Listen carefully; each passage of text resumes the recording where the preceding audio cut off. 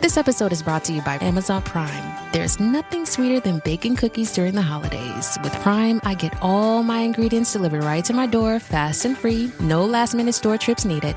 And of course, I blast my favorite holiday playlist on Amazon Music. It's the ultimate soundtrack for creating unforgettable memories. From streaming to shopping, it's on Prime. Visit Amazon.com/Prime to get more out of whatever you're into.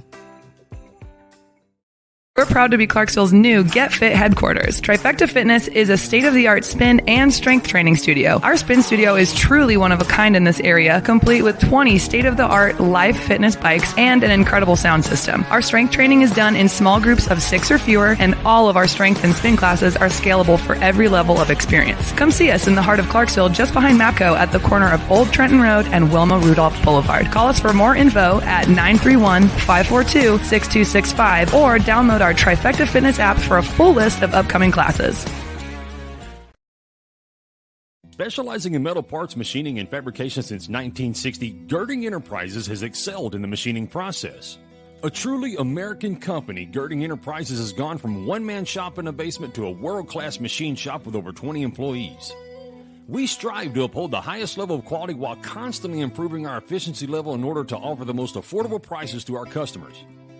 Visit us online at girdingent.com or give us a call at 636-274-9802.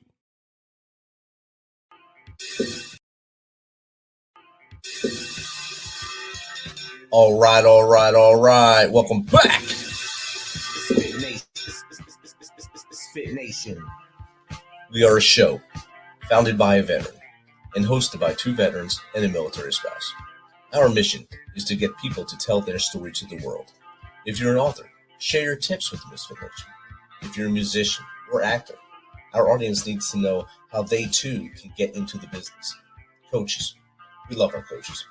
Come on and share some of your tips with the MisFitNation to help them become better versions of themselves.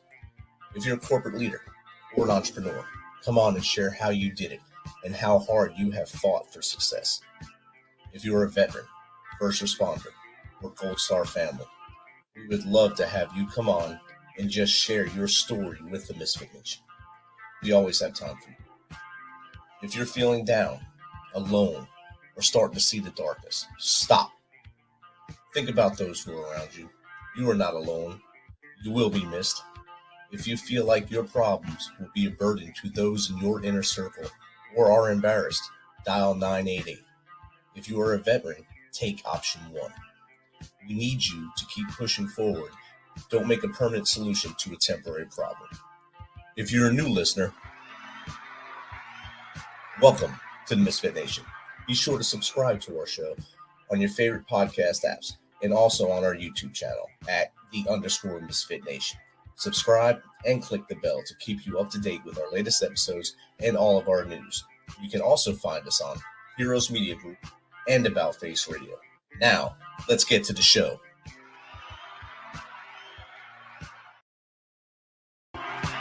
All right, we are live on your Sunday night on About Face Radio, Heroes Media Group, and across all our social media platforms. Just to reiterate what happened the other day, our friend and brother from the Marines, Paul Kludak, took his life. He left his Facebook post with his final farewell to the world. He could not fight the demons, could not fight the darkness anymore, and wanted to get some rest. If you are having those same feelings, don't hesitate to reach out. You have friends, you have family that will reach out, they will drive to you, they will get you, and they'll take you to the right place to get you to the better place. We need you here. Just remember that we need you here. With that, our next guest is a retired Army Lieutenant Colonel. He is also the founder of the Price of Freedom Foundation. He was born into a military family, and like most military brats, he got to move many times before he entered high school. He went to college on the Army ROTC scholarship and began his own 24-year career, retiring as the Lieutenant Colonel.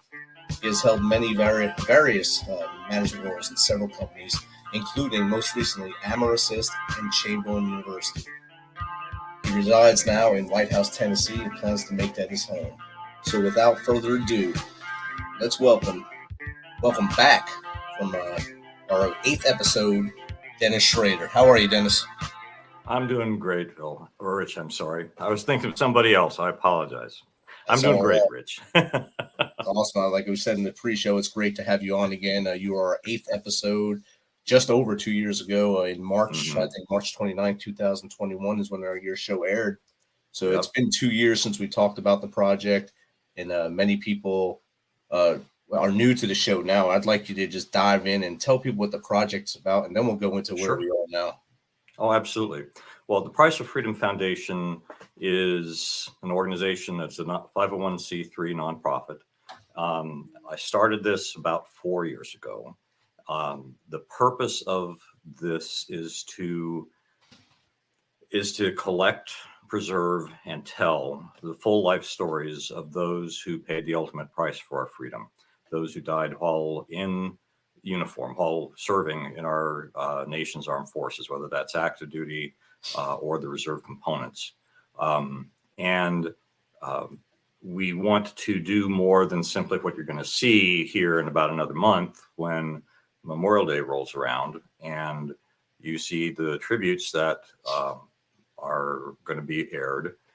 Most of those are going to be fairly, they're sincere, and I don't take anything away from them, but they don't do a deep dive into the stories of the people who died serving our nation.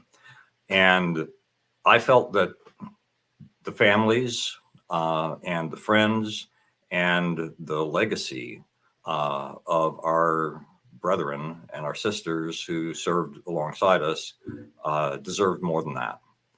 So what we do is we take a deep dive. For the most part, we start with the Gold Star families, and with their permission and assistance, we find as many people that knew their fallen loved one from childhood all the way through to the end of their life. And we ask each person to help us tell that story. And we ask them to sit down and do an in-depth interview. Sometimes it's going to be kind of at distance, like kind of like the show in a sense. We'll have a conversation that we record and ask that person to tell as much as they can about the person we're honoring. Now, and that will include people that knew them as a child. So if parents are living, we want to talk with parents, siblings, schoolmates, boyfriends, girlfriends throughout their life. If they had children, if they're adults, we want to talk with the adults. Basically all their veteran colleagues. And then we ask for things that help to tell the story. So things like copies of personal letters, photos, videos, those that have been, whose loss happened since the advent of social media. Will ask for access to the social media accounts. And we take this whole amalgam of stories and material and give it to a writer whose task will be to write the full story, a full biography from beginning to end, weaving all of that together into, with a continuous story, one voice. Because I've had people say, hey, well, in today's world, everybody's on social media. You can find out all you want, but it's a mess. I mean, it's hard to make sense of all of that. So the writer's job and task is to make sense of that entire story. We produce a written book. Our goal is to have a 150-page book or more in terms of page length that we then give to the family in hardbound legacy edition at no cost to them. And we provide a copy of that as well to every person who participated in the interviews. And we intend to use the videos, recordings to create a video documentary. Eventually, when we have the resources to do so, that's exactly what we will do. We currently are working with 4 families. Our very first family was the one that we were probably talking about on that first show. We started working on that first story about 2 years ago. And that book is ready to, it's at the publisher. It's complete. We just don't have a launch date set. I'm hoping it's going to be within the next week or two. We've titled the book Silent Soul, the Machinist Mate First Class Alfonso Abdel Amos story. And it tells the story of a Navy machinist mate who, at 18 and a half years of service in the Navy, was lost at sea off the USS Kitty Hawk in October of 1998. And it's been a tremendous experience from my standpoint. And when I talk to the family members, it's been a great experience for them too, because it's been a voyage of discovery for them. Nobody has the full picture of our lives except for ourselves. Everybody else has a slice of it. And so every single person that we've interviewed has been able to tell us their slice, their piece of it, and nobody had the full picture. So being able to pull all these pieces together has been a rewarding experience for them, even before the book is published. The other piece to this, and something that we're just recently trying to encourage veterans to do, is to start with a veteran and ask the veteran who may have lost a buddy to pay tribute. Whether we do it through an interview process like this, or whether the veteran just comes on and makes their own little video, it doesn't matter the length. It can be as long or as short as you want. But I know that there's something positive about paying tribute to a fallen comrade. And so that's another piece. As we get those, what we'll also try to do is reach out to the family, the Gold Star family associated with that fallen comrade, and offer them the full services. But it's our very first veteran that I spoke with in this regard was a Vietnam War veteran, and at the end of the interview, he is a friend of mine here locally in White House, Tennessee. Said, Dennis, I don't know why I didn't agree to do this for so long. It took about a year and a half of my kind of pestering him from time to time. And he'd had a certain specific nightmare that he'd had for 50 years, every night. And that the night after we had that interview, he said it was the first time in 50 years that he didn't have that nightmare. So don't know that it could have that kind of a dramatic therapeutic effect for other veterans, but I just know that it's always a good thing. Always a good thing to be able to honor our fallen. Definitely is. And you made a key point there. He was able to sleep the next day. And I noticed in my own journey that when I was finally able to get stuff off my chest, I felt much better after I got stuff off my chest. And that it took a long time. It took a long time for me to be seen. Well, me to realize I had a problem, then me to get seen after that. But once I did, I've seen the light. I said, oh, now I know what to do. So when I started the show, I think I told you when we did the last episode, the last time we chatted, when I started the show, it was to get veterans on here to tell their story so they can take that deep breath and exhale. And kind of what you're doing in a way different format, a way better format than we are. We're both doing great things for people, but I think what you're doing is great for not just the family, but like you said, all the people that you interviewed along the way. They get that piece too at the end, and they're able to sit down at their coffee table or wherever their love me room is.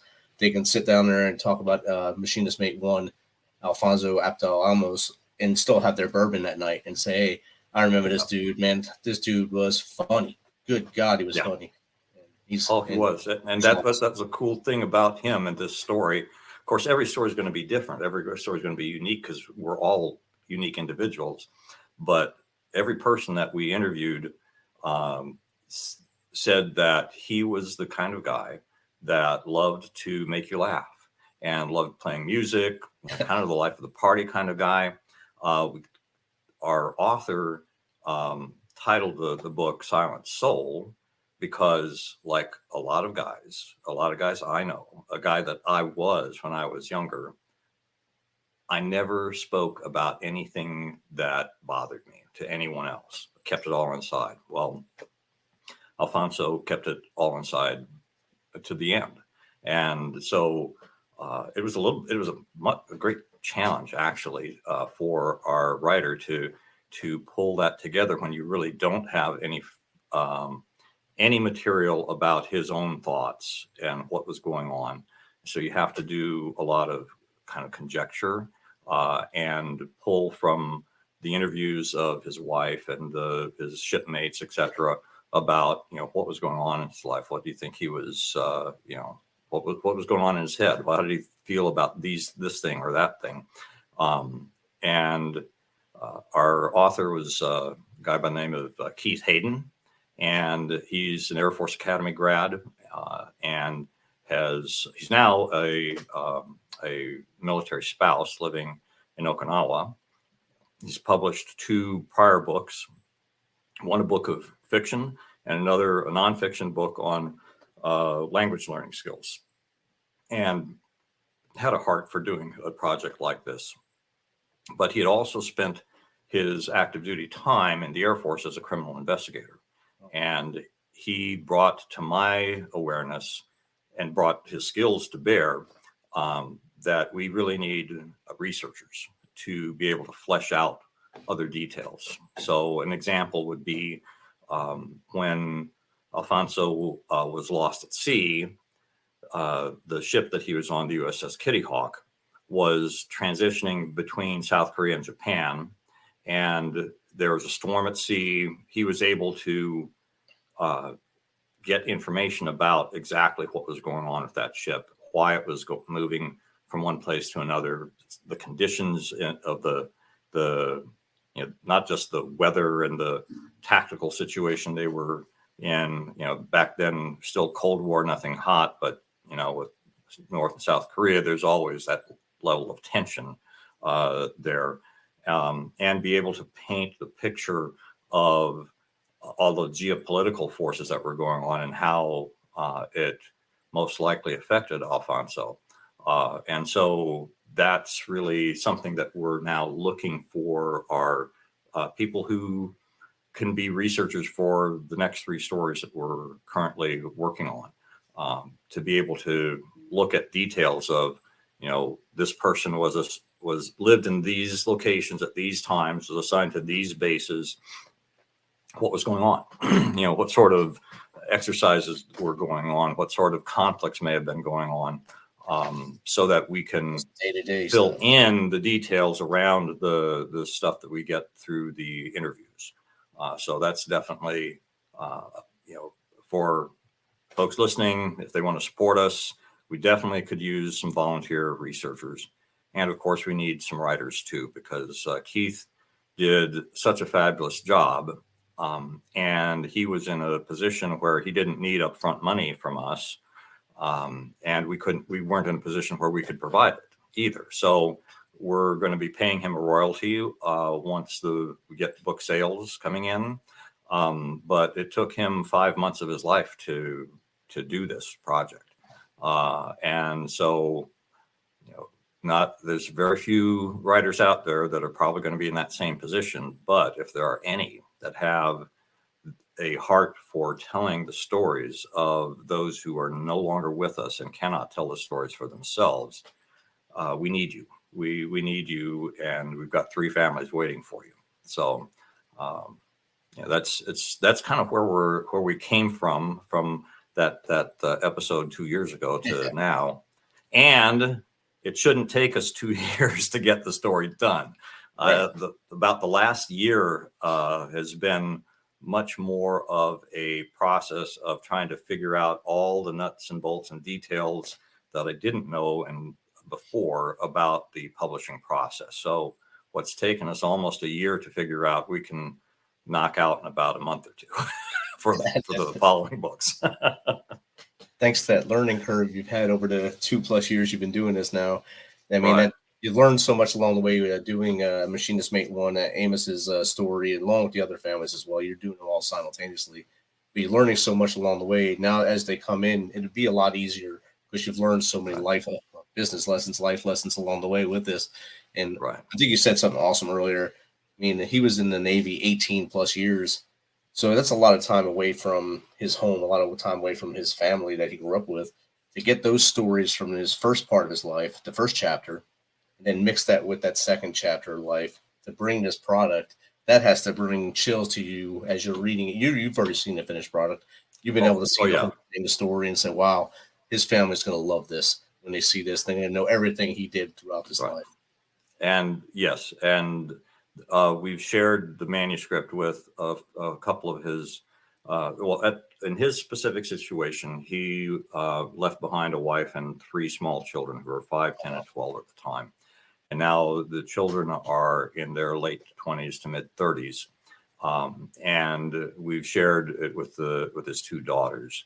And so they've had the benefit of seeing it, especially the youngest, because this was really kind of, it was a project for her. She and her siblings had been trying to piece their father's story together for a year on their own, because she had 0 recollection of her father. The 2 older siblings had some memories of him, and they just were not getting very far. And not to put any aspersions on anybody, but it was the older folks in their family, kind of my age and the like, that were saying, "Oh, it's happened so long ago. It's water under the bridge. Everybody's moved on. You all have successful lives, etc." But it was a question for her, and so this has been kind of a voyage of discovery for her. So we wanted to make sure that as we progressed with this, that she was kept appraised of everything that's been going on. In fact, I just had communication with her today because we're trying to find a way to get this into a video documentary, and we just don't have the connections, and we don't have the experience, certainly, in doing this. But also there's some resources too. But it's like the last thing I want to do is to go out and say, "Hey, give us money," and we think it's going to be this much, without really knowing for sure what it's going to cost us to do this and to do it well. So my hope is that I can have a conversation with maybe an indie filmmaker who's had the experience of creating a film and taking it to some sort of market, so that they can say, this is what the pathway is, and this is how much it's going to cost approximately, so that we can maybe go out and make an appeal to our followers or do a Kickstarter campaign or something like that, so that we can actually get this into video form. Because the book is really there for current and future generations. In this family's case, none of the siblings have had any children, but I know one of them is planning to. And so she was telling me how she valued this as something that when her children in the future are old enough that they can have that, to be able to tell them about their grandfather. But the videos are really where we want to be able to tell the story to the public as a whole. Because as you probably know, working with Gold Star families, that the number one most common issue amongst Gold Star families is the fear and actual realization that outside of the immediate family and friends, within a year or two of the loss, their loved one's been essentially forgotten. And the way to help mitigate that is to be able to tell their story truthfully and honorably in a video format, so that it can be out there and people can see it, and it can reach an audience on an ongoing basis that is broader than that family can reach on their own. So that's the 2 kind of main drivers for what we're doing, and what I intend to spend the rest of the days that the good Lord gives me on this planet to do. I think you're doing great things. And something came to my mind when you were talking about the videography we have a lot of universities here in Tennessee, especially down by you. Mm-hmm. You could have you thought of reaching out to one of them to see if you can get an intern to do it from one of the students? I've talked with several. It's been a while. I mean, so we were still dealing with COVID and the lockdowns and the like, but I had some conversations on the video side because there's a couple of art schools here that do video, etc. The biggest challenge that they have with what we are trying to do is it doesn't fit well within an academic curriculum and time frame. And so that's been the biggest stumbling block that I've had thus far. But, I have it on my to-do list to reach back out to. I understand MTSU has a great, large student body of veterans that I'd like to be able to somehow get the word out to that says, hey, this is what we're doing. Would any of you be willing to come and help us? Whether it's, and if we can work something out that works within gives you academic credit for it, we'd love to do that. But otherwise, we're still looking for people like the handful of volunteers I have now who do it because they have a heart for doing this. Right. That just popped in my head when you were talking about that. So I know a lot of them need that. They need that extra stuff to get their degrees anyway. Mm-hmm. And that's one thing that push more. Usually it's their last semester to get to do an internship or fellowship outside of the school building where you can do it. It doesn't have to be paid, but you get paid in experience basically. So that'd be pretty awesome for them to do that. It would. And I have a sort of a background in education. My master's degree is in education, though I got that when I was early in the Army back in the 80s. Of course, the Army didn't really put me to work in that field. But the job I had just prior to starting this nonprofit was really with Chamberlain College of Nursing. So, and there I was doing outreach to military and veteran nurses that were wanting to advance their degree. But it's like, so I've rubbed shoulders with a lot of the educators there, and I have a sense for what they would need in terms of doing the write-ups and the structure of the plan, et cetera. And so I'd be more than willing to craft what any particular student may need to meet their academic requirements. Definitely. I mean, it's a win-win for both of you. So I think they'll jump on that as soon as you give them the right verbiage, I guess, for that to make that work out. On your website, you have two more of the veterans on there, two more of the fallen that we have on there. You have James Bernard, Lee Gordon, Sergeant First Class U.S. Army, and you have Senior Airman Daniel James Johnson. Tell us a little bit about those two guys. Sergeant Gordon was a Vietnam veteran. He was, according to his daughters, he was the soldier, and he was in Vietnam for several tours, leading soldiers. He was infantry. I'm not certain if he was special forces off the top of my head. I can't recall. We do have his military records, but I don't think he was special forces. But he was out there, and he was, basically leading soldiers into combat, and protecting, especially the young soldiers. He was an E7 by the age of 27, and he was killed in Vietnam, not in combat though. He was killed in a helicopter accident. I've read the accident report from the time. Basically, they were in a flight of several helicopters. They were basically looking for enemy to engage with them, and the helicopter that he was in developed transmission trouble, loss of hydraulic fluid, and they were attempting to find an airfield or a landing LZ where they could put down safely, and catastrophic failure. The helicopter, the Huey that they were on, crashed, and ordnance that was, fuel and ordnance combination was not good. There were no survivors. I think there were 11 that were on that particular helicopter and died that day from that.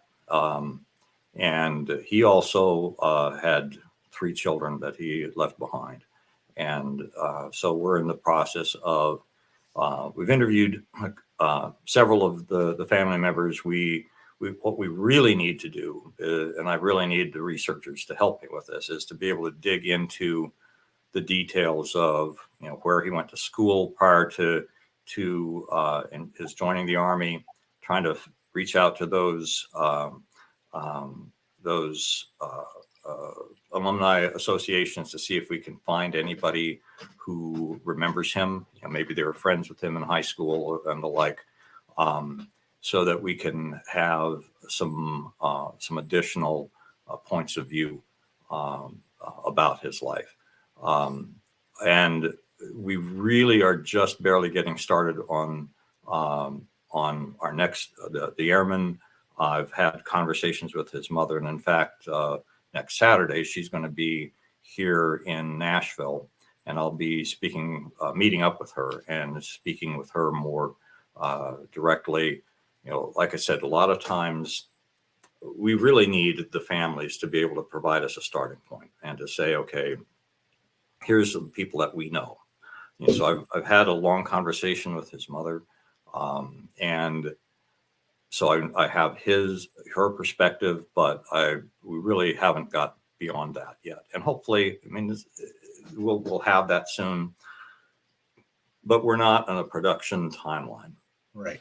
It really is a matter of at what pace is that family wanting to go. Right. So we do need some things to start with, and if they're not ready to provide that information yet, then that's fine. We'll wait. That's the case. We have another family that the mother has said she's willing to go forward, sent her the agreements, so we need the legal documents, etc. She hasn't returned those yet, but she will. I know she will.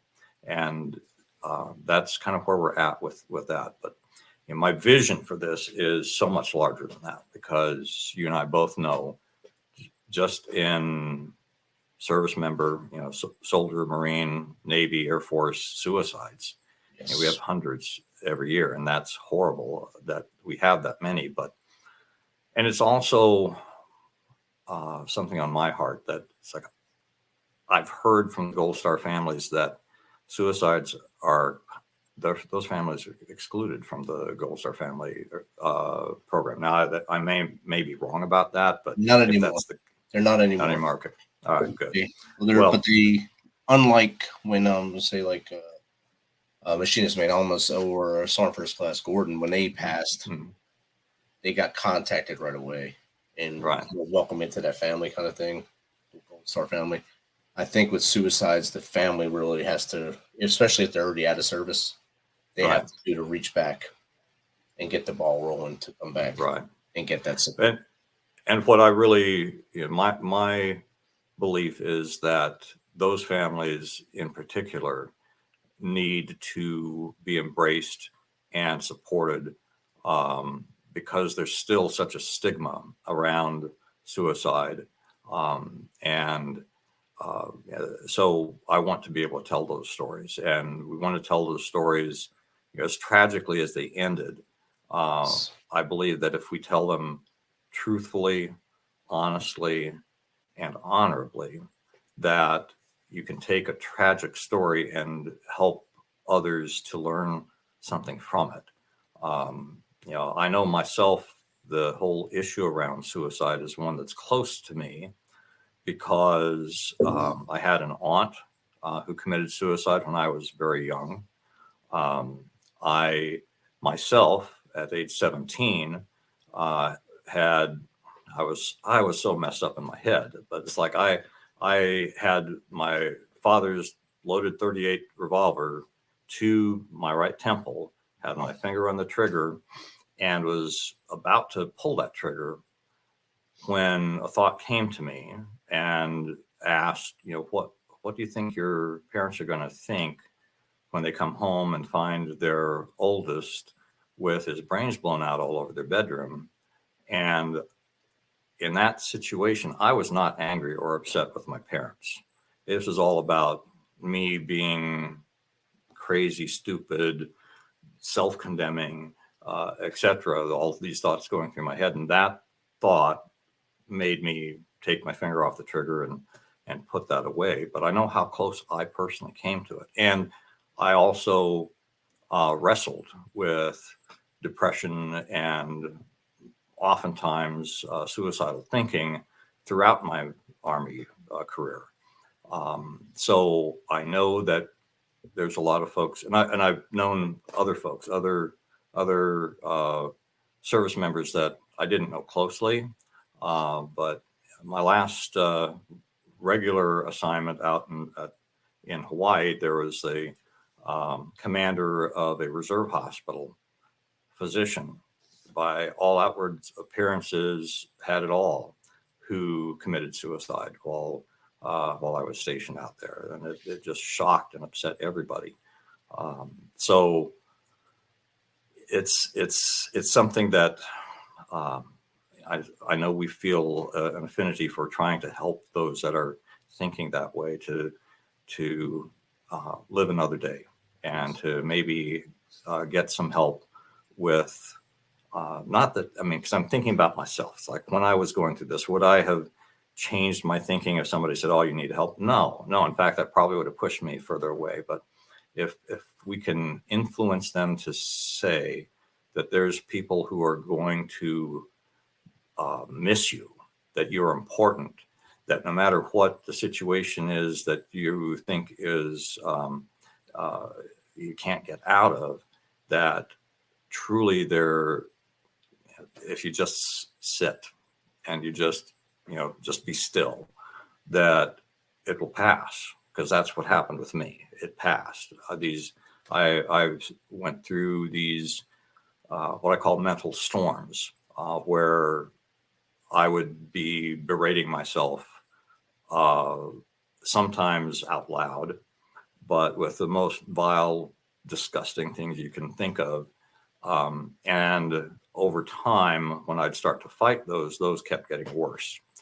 So what finally seemed to work for me was to simply find a place where I could be alone, and made a commitment to myself that I wasn't going to go anywhere. So like basically it never happened here, but it's like if I had a closet, like I've got a nice big walk-in closet right behind me there, I'd just go into a closet, I'd sit down, I'd close the door, and I'd let that mental storm just go, let it rage, let it do its worst. And my only commitment was that I was just going to sit there.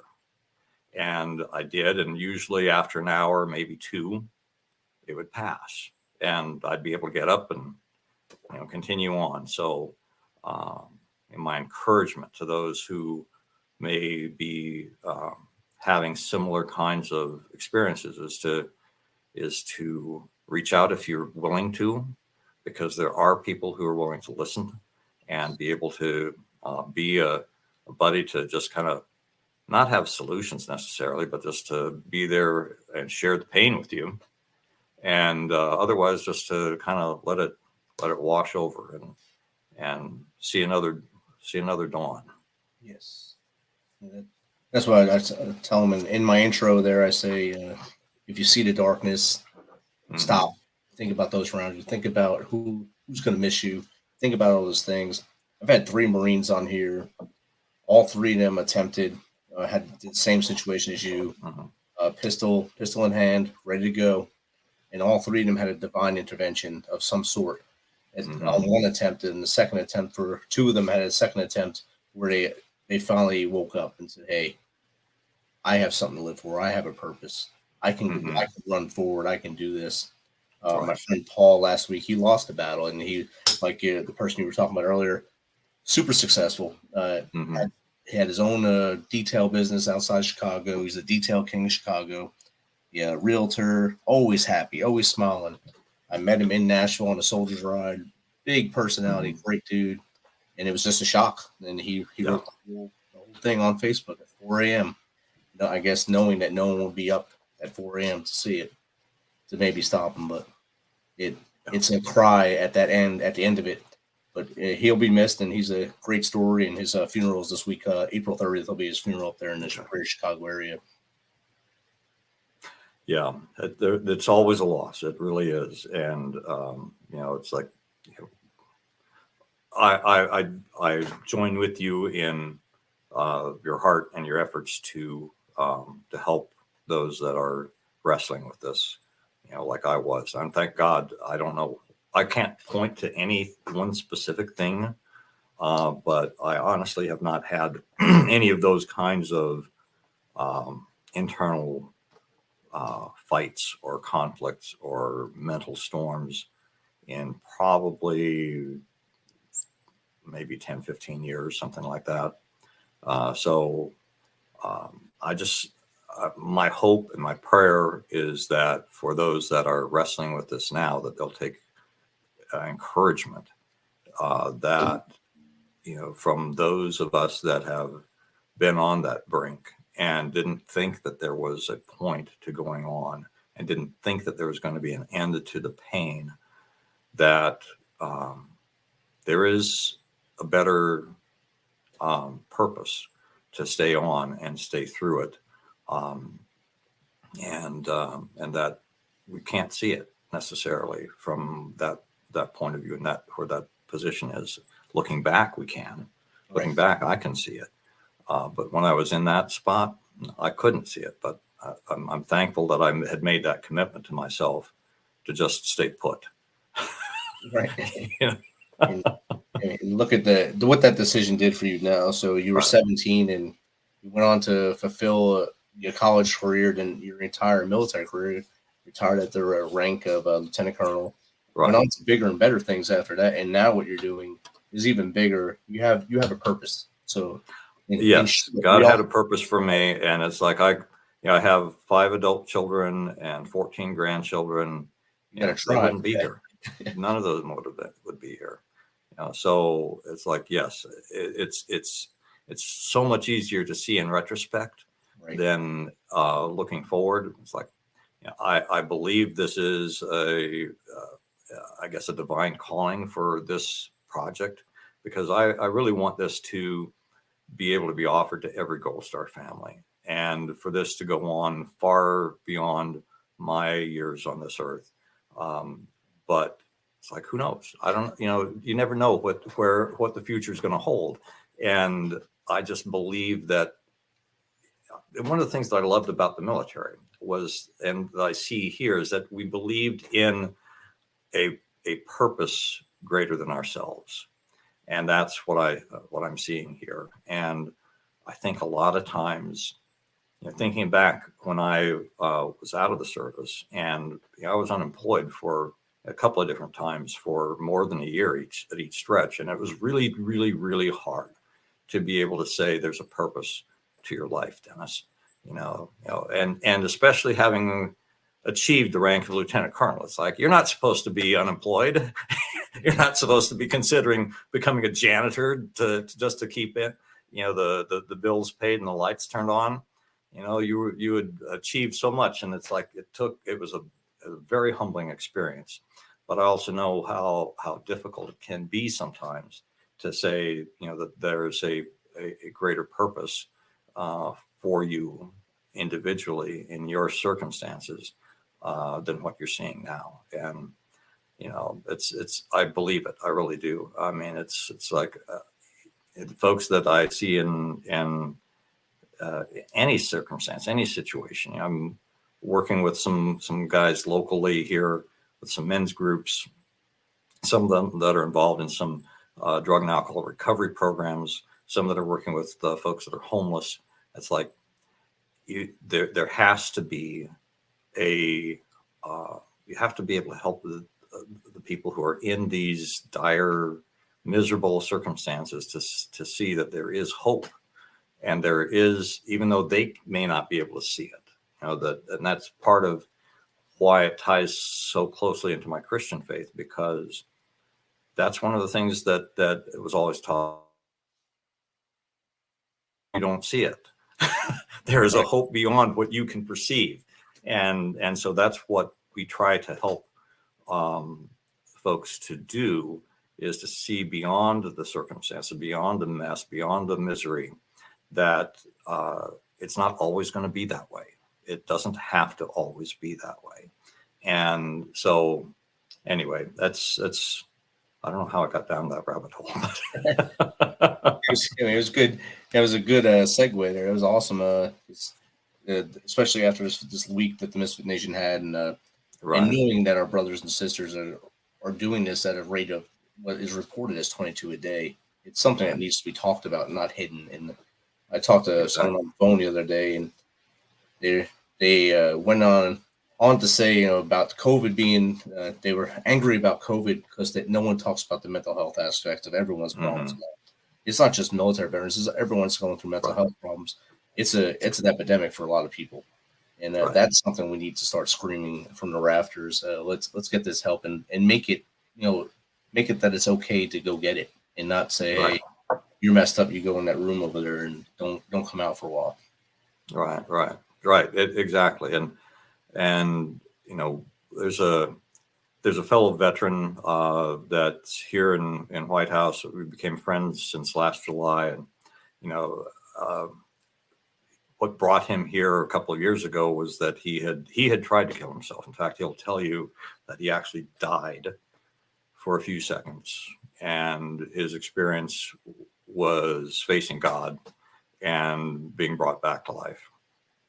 And it really changed how he perceives people and the like. And so what I value about him is his ability and willingness to have very direct and open conversations with people about what's going on in his life, what's going on in their life, and be able to get beyond just the gloss and the glaze and the masks that we put on. And whether that's just in our social environment, our work environment, or our churches, because there's a lot of that goes on in all of those settings.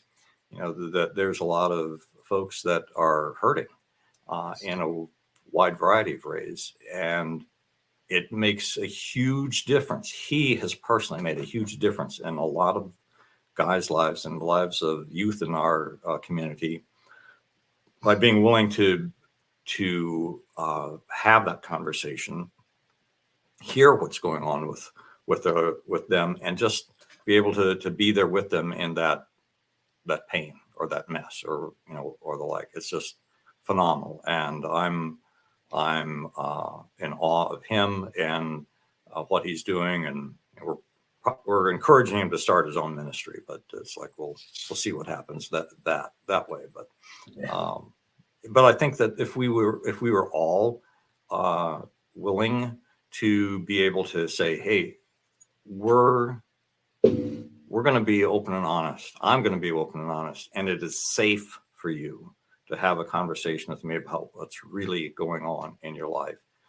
I think a lot of us, I know myself, when I was in the service, when I was in uniform, I never found anyone that I felt would be safe for me to have the conversation about the suicidal thoughts that I had.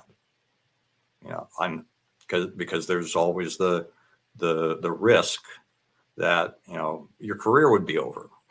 Back in the 80s and 90s, yes, they were trying to encourage people to go and seek mental health counseling, etc. But when you do that, what happens next? Your security clearance at minimum gets flagged. Sometimes it gets pulled. If you think you want to make the next rank, that's not a good career move at all. Especially back then. Yeah. And I think that sometimes we think, well, if I tell them what's really going on, they're going to feel, think worse of me, or they're going to, this, that, or the other thing. It's like, we have to create environments where it's truly safe to have that conversation. And it starts with the individual. It starts with you. It starts with me. It starts with, being willing to sit down with a person face to face to say, self-disclose. This is what's going on with me, and I'm willing to make myself vulnerable to you, and therefore, you can, hopefully you'll be willing to reciprocate. But anyway, that's where I hope more people will get to, so that we can reach more people, and whether it's ideas about suicide or just being discouraged by all the stuff going on in the world and in life. It's like, hopefully we can support, encourage, and uplift one another in real ways. Definitely. I have that same hope.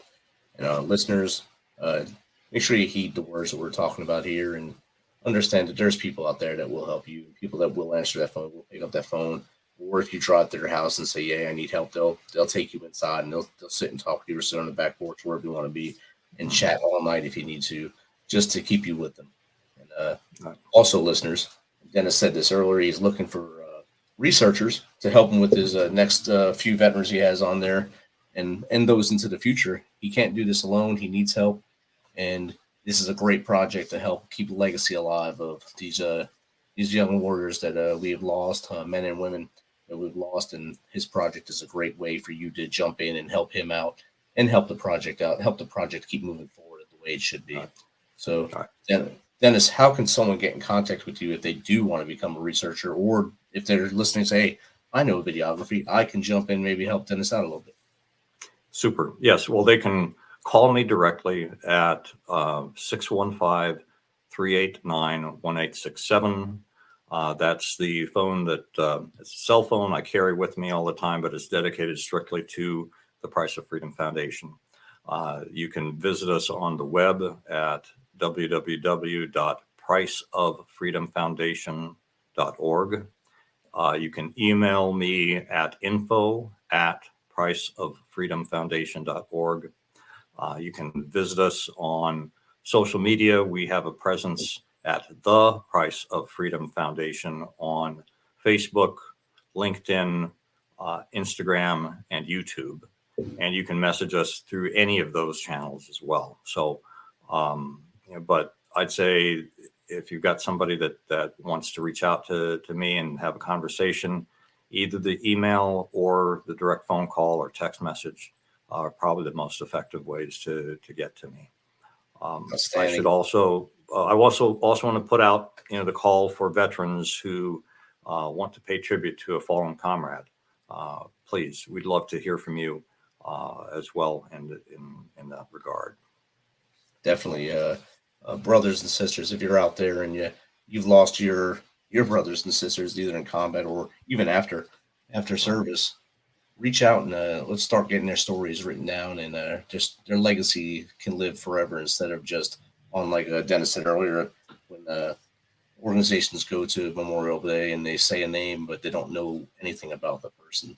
It's better to know a lot more of the story than just say Senior Airman Dennis James Johnson and bow down for a second. It's better to say his whole story. He's the EOD veteran. Obviously, just off the pictures, I can see it looked like he was an amazing dude. But yeah, and I'm super excited to get not just his mom's perspective, but the other that knew him, because yes, he was an amazing young man, and as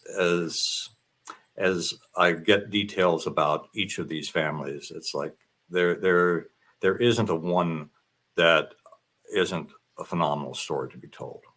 And so, and if there's a Gold Star family listening, we definitely want to hear from Gold Star families.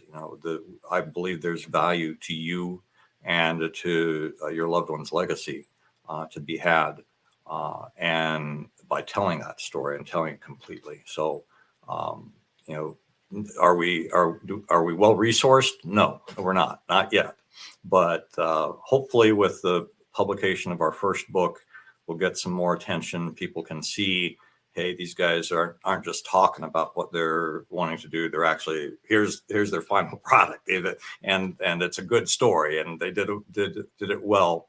So hopefully, we'll get the backing of folks who are in a position to do so. Maybe some corporate sponsors or the like. That would be great. Awesome. Dennis, again, it's been great catching up with you after just over 2 years. Time flew there. Yes, it did. You're doing great things, and we're on the cusp of the first book coming out. Can't wait till you send me that email or a message saying, hey, we're there. We got it. It's out there. It's published. So we can hopefully this week. Hopefully I'll have a date. We can blast it out on our socials and help you out and help you get a Machine Just Made one Amos's name out there, and so everyone can read his story and understand his life and his legacy. Great. Thank you so much, Rich. Thank you. It's been an honor to be here with you, and look forward to talking again sometime, and we'll chat more maybe offline about who I may be able to refer to you for future guests here for your show. I love what you're doing. Outstanding. We'll be back in about 2 minutes. Thanks for checking us out and being a part of the Misfit Nation. Don't forget to visit our website at themisfitnation.com. It's themisfitnation.com to catch up on all of our episodes and also to get some of that great Misfit Nation gear. As always, be humble, stay hungry, and keep hustling, because we are